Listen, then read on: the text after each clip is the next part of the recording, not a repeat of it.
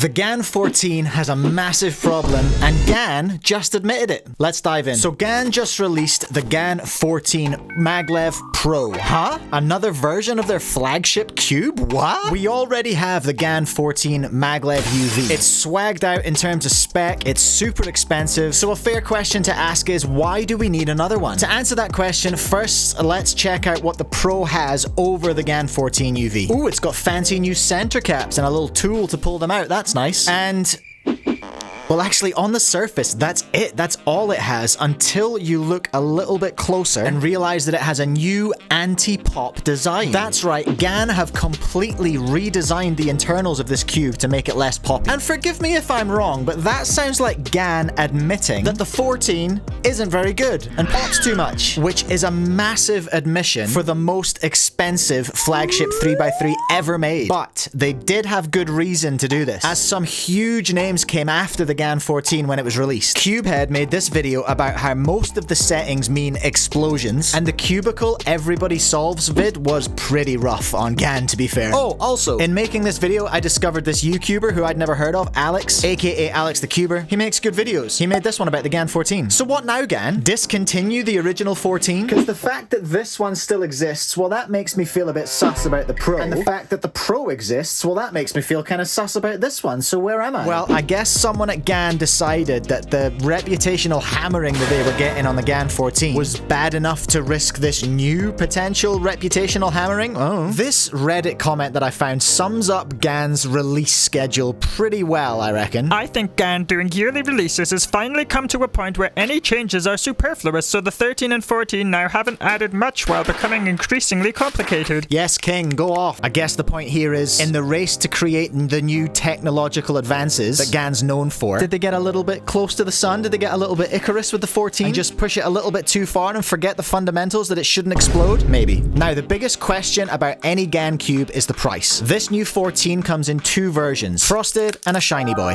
And the shiny one has the same features essentially as the GAN 14 Maglev UV, so it's probably going to cost about the same to produce. But they made new molds, there's a new design, there's new packaging, and none of that's cheap. And can they expect to shift as many Pros as they already have of the Maglev? The 14 is 6 months old already, you know, a lot have been bought, and sticking to GAN's recent release schedule, we're expecting a GAN 15 in like 6 months. Oh, and there's a note here for future me to check the price before I release this video. Well, I'll be damned. The UV version is $78 US, which is $10 US less than the standard UV version on GAN's own website. How is it cheaper? I wasn't expecting that. Anyway, back to the past. Sweet, thanks buddy. You're welcome. But before we get the GAN 15, we're gonna get the GAN 5x5, and lucky you, I made a video about it. You can check it out here. Look at that. Will you buy the GAN 14 Pro? Do you like the regular 14? Do you rock the GAN 12 like most of the ambassadors? Comment below, like the video if you liked it, have fun, solve cubes.